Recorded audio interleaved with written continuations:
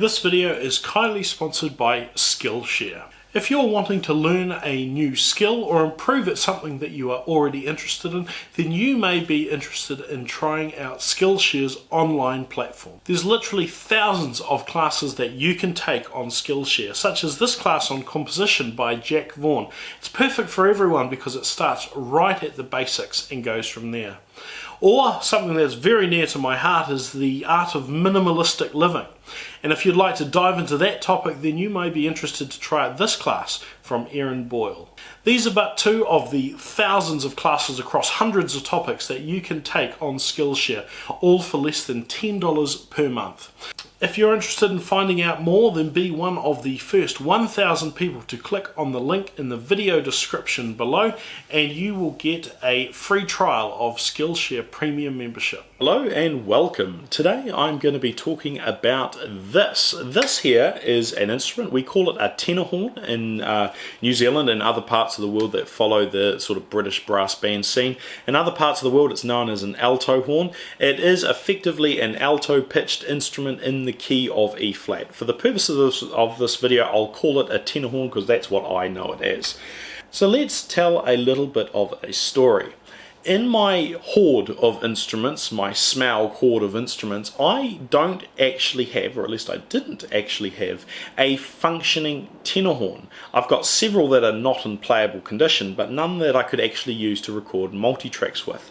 And so I went on Alibaba to try and find or at least see what was available, and there are a few options there.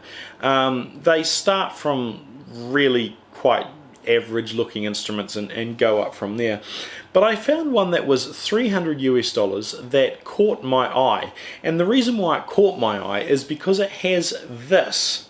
This is a main tuning slide trigger, and so when you hold this instrument, your left hand can actuate this trigger, and what it does is it extends and retracts the main tuning slide of the instrument down the bottom.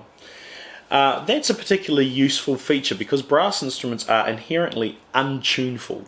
Even the most perfect brass instrument has some degree of intonation issues, and having a main tuning slide trigger is something that you can use to adjust the tuning of your instrument on the fly. But it's normally something you only see in professional grade instruments, like the upper level of brass band instruments. Some tenor horns have them. Some euphoniums have them, some cornets now have them, and it's quite useful. It's no real compromise for using your lip. It's always better to be able to compensate for the tuning of your instrument with using your lips, but I thought for the purposes of recording multi-tracks it would be quite useful for me to have. So I bought it, and I bought it direct from the factory, which means I could have Hamilton engraved on it as opposed to some other weird brand name. It took about 2 months to be built and to arrive to me, and I was absolutely staggered out of the box. It is a fantastic instrument for the price. I certainly can't believe that I got this much instrument for $300. So I took it along to one of my band practices and let some of the horn players there have a go at it, and they were all, you know, reasonably impressed. Some of the comments that I got, and one of the first things that I noticed as well, is that it's very light. Now, it's a trend amongst most Chinese made instruments that they are the gauge of metal, the thickness of the metal, is less than what you might get from some other professional instrument makers, and that's something you notice with this instrument. It is quite light. I have a person that plays on a Besson Sovereign, some that play on Yamaha Neos or Yamaha, whatever the top grade of Yamaha is, and they immediately notice that this instrument is a lot lighter. It doesn't have the same mass and heft to it. And the result of that is that it resonates differently. If you were to play this in a concert, you would probably have to put more effort into getting the same sort of sound, and certainly the same sort of sound quality, compared to if you were playing a more professional grade instrument. So that's a downside if you were to play this, you know, publicly. But for my purposes of recording in a room where I can adjust the volume, it's not too much of an issue. It did come with a packing peanut stuffed right down the bell, so I had to fill the instrument with water and do a big huff into the mouthpiece to sort of eject it from the bell, and it certainly improved its playing qualities after that.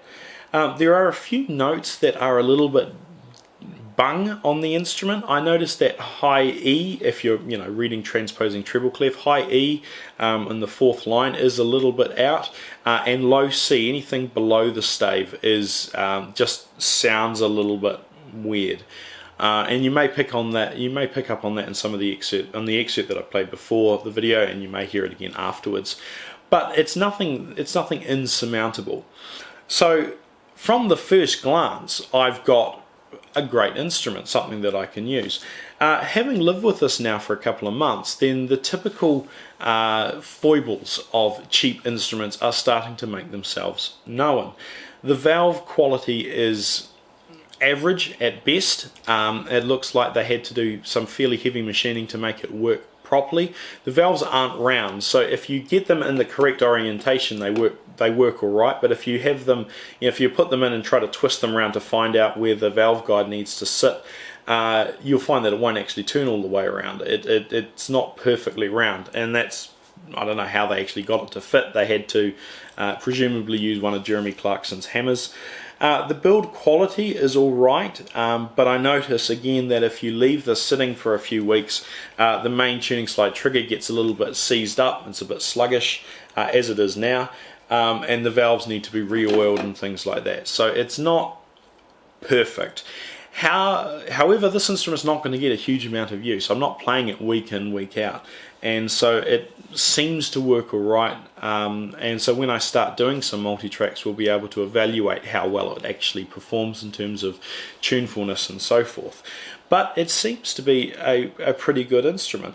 Now, there are no links for you to go out and check this instrument out yourself, because I just contacted a random supplier on Alibaba and got them to make it, got them to tune one out of the factory for me.